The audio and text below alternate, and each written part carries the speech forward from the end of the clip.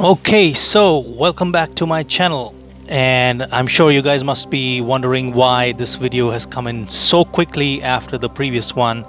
Well, the fact is that this video had been in the making for quite some time. I had started off this model sometime last year. I finished it sometime in the month of February this year, and I was making the video as well side by side, but because of various things that kept me caught up, I couldn't really go for the editing of the video.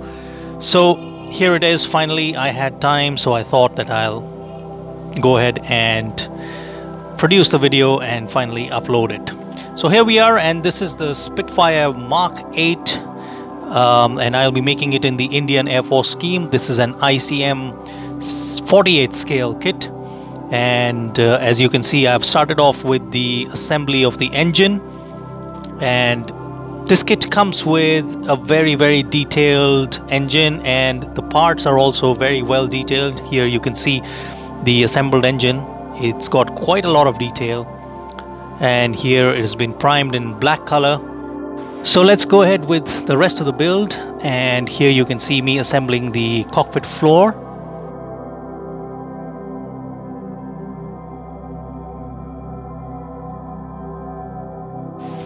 I wanted to display the Spitfire in the parked position with the pilot's cabin door open, so I had to scratch out and cut out the cabin door. This was also mentioned in the instructions, so I simply followed the instructions and then started painting the interiors of the cockpit of the Spitfire.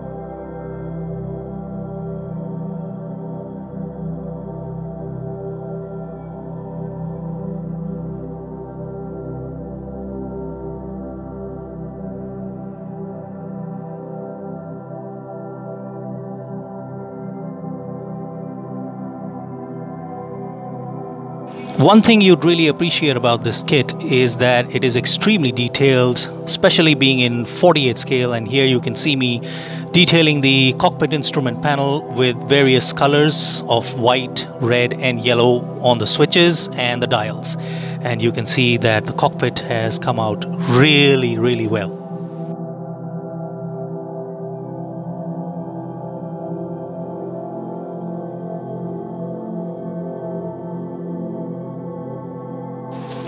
The pilot seat lacked a bit of detail, so I added the seat belts by using aluminum foil and putting some masking tape over it and cutting out very thin strips of that masking tape, forming it in the shape of the seat harness, and then attaching it to the seat with some super glue and adjusting it where required.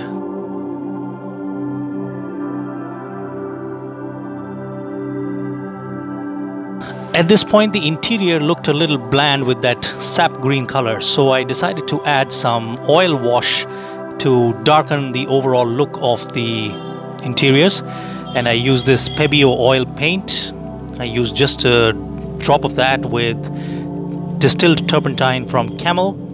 I mixed the two in a sort of watery solution, and then I added just a few drops of some dishwashing liquid just to break the surface tension of the turpentine.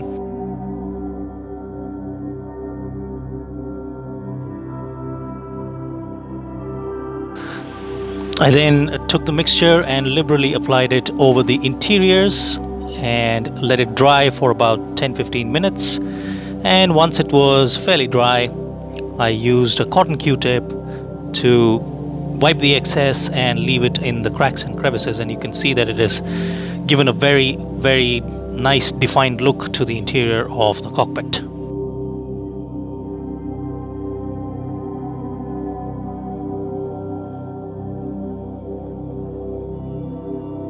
Now at this point you can see that the engine is all painted up and is ready to be installed inside the model. But I decided that I should add a little more detail into it to enhance the look of the engine because, well, why not?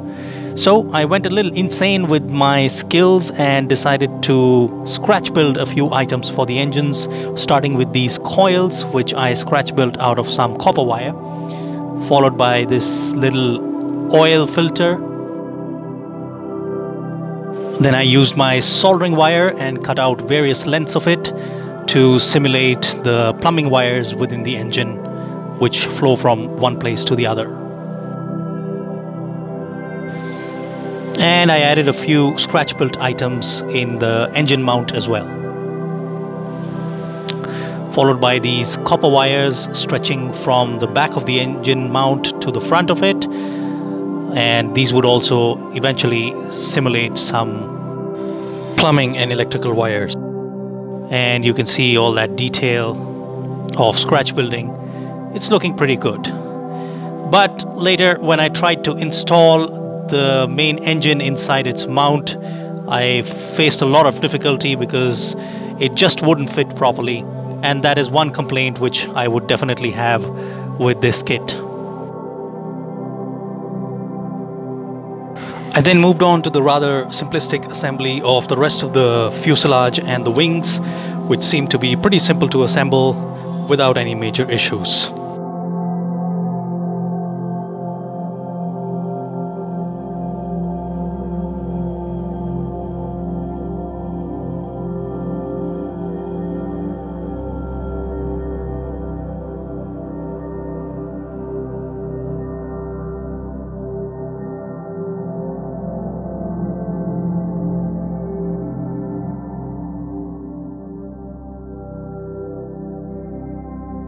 However, when it came to assembling the engine mount inside the main fuselage, it created a lot of trouble. I wasn't able to fit it, and it left a huge gap in the nose section right in front of the cockpit. I then used my scribing knife and my razor cutting saw to cut off the side panels in order to mount the engine. I then cut out strips of masking tape in order to prepare for the masking and filling of the gaps on the fuselage and the nose of the Spitfire.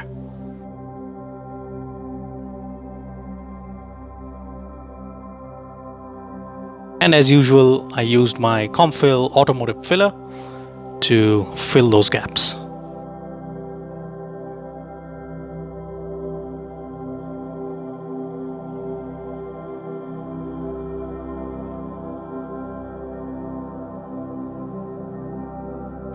And once the filler dried, I took my pedicure and manicure nail file to sand off and smooth off the areas that were filled.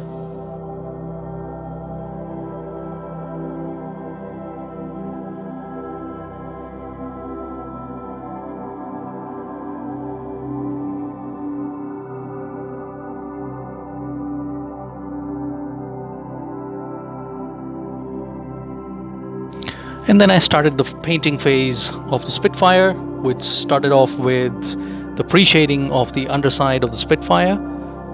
And before the pre-shading, it was primed with Bosnia grey primer. I used Fevicryl black to pre-shade the underside of the model.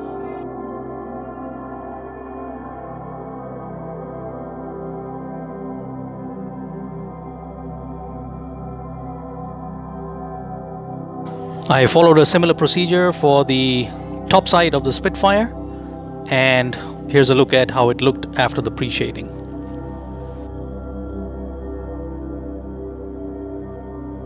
I then created a very light grey tone using Fevicryl white and black to paint the underside of the Spitfire grey.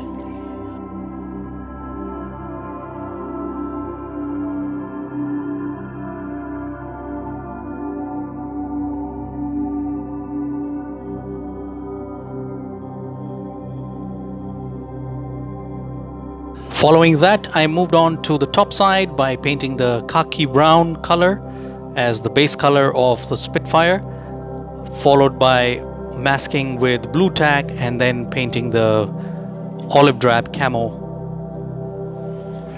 all along the upper surfaces of the Spitfire.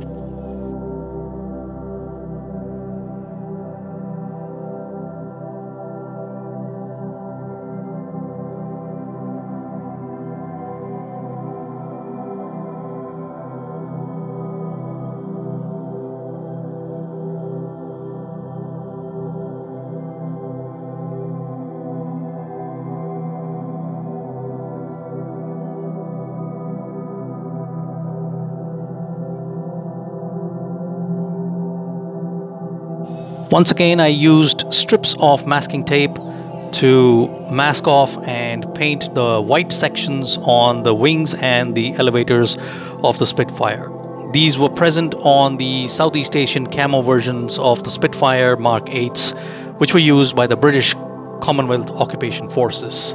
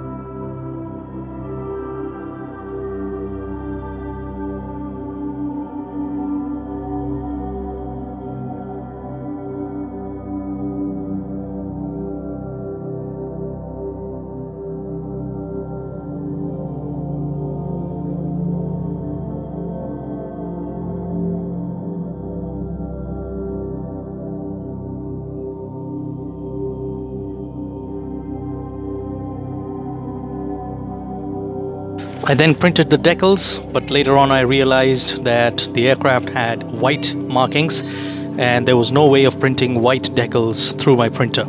So I simply went ahead and painted up the markings on the Spitfire by hand.